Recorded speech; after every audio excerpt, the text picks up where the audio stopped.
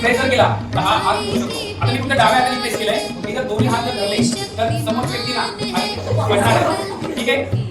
जर जोरात प्रेस केला आणि त्याबरोबर फिरलो आणि जर गुडघ्याच्या या भागावरती किक मारली तर ती व्यक्ती शकत नाही. कधी काय होतं, मागच्या बाजूने पकडलं जातं. करायचंय काय, सुचणार कसं आहे, आपण स्वाधीन झालेले त्या व्यक्तीच्या, आपल्याला याच्यातून बाहेर पडायचे. दोन्ही हात इथं जर तुम्ही टाकले ती व्यक्ती काहीच करू शकत नाही. फक्त मी बाजूला गेले, फिरलो की नाका पग मारू शकतो.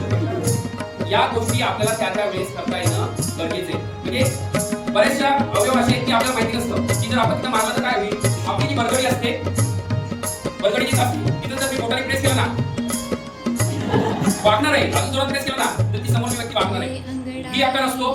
जर इथे मी नुसतं बोटाने प्रेस करतोय त्याच्याऐवजी जर जोरात मारलं तर काय होईल, त्याला त्या ठिकाणी सोडावंच लागतं. म्हणजे यामध्ये तुम्ही काय करताय, की युक्ती वापरायची हे तुम्हाला माहिती पाहिजे. कारण आपल्या आजूबाजूला कोणत्या लोक असतात ते काही सेकंदामध्ये येऊ शकतात, पण तोपर्यंत तुम्ही तुमचा डिफेन्स करणं गरजेचं आहे.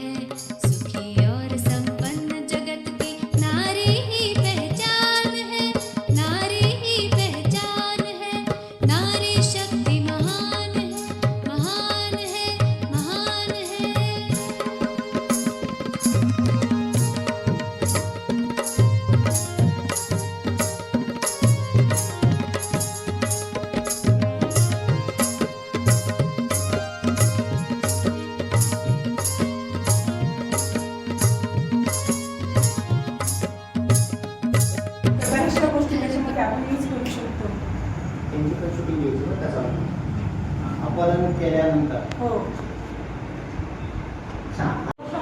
80 वर्षाच्या महिलांपर्यंत कोणी सुरक्षित असं आतापर्यंत तरी नाहीये. त्याच्यामुळे काळाची गरज नाही. Good, very good. म्हणजे 2 वर्षाची मुलगी असते तर मुलं सुरक्षित आहेत, पण कायद्याच्या दृष्टीने पाहिलं तर मुलाही वाईट परिस्थिती होईल नाही. तर ती प्रत्येक गोष्ट आपण घरी सांगा. खेड्यामध्ये काही पालक किंवा आजकाल शहरामध्ये सुद्धा काही पालक असे असतात की आपण ह्या गोष्टी सांगितल्यावरती पालक ऍक्शन घेतात, पण एक त्या मुलीला नाही लिमिटेशन्स मग अशा वेळी त्या मुलीने काय करायचं. तिला शिकण्याची इच्छा असते, प्रत्येक गोष्ट लाईफमध्ये एन्जॉय करायची असते, पण घरचे सांगतात की तू जाऊ नको, तुझ्यासोबत पुन्हा ती घटना होईल, आम्हाला तेच तेच तेच तेच करून मग आम्हाला लग्न करू. कधी कधी या मुलीचा विचार खूप लग्नासाठी केला. बरोबर आहे. ज्या टायमाला असा इन्सिडेंट घडतो त्या टायमाला सगळ्यात महत्त्वाचं ही सवय असते. एकाएकी जर तू घरी सांगायला गेली इन्सिडेंट झालाय तर त्या टायमाला ही सिच्युएशन येणार असते.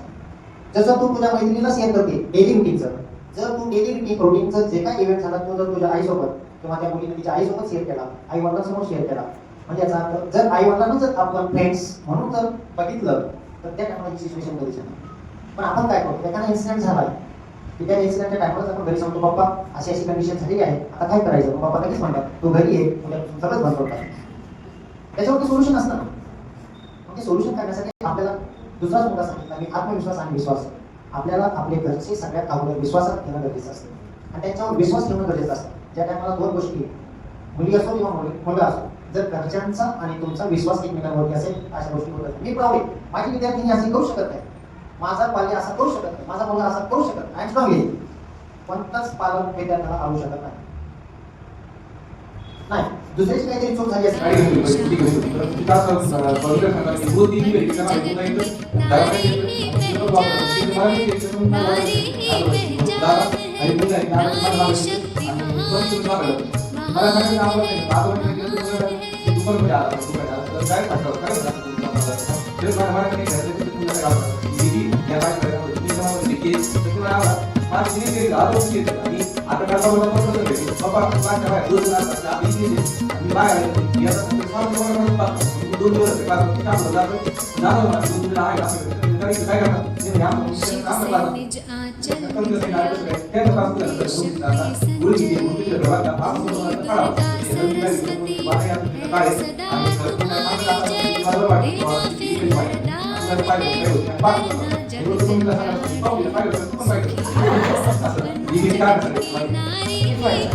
मुलींना इतक्या वेळेस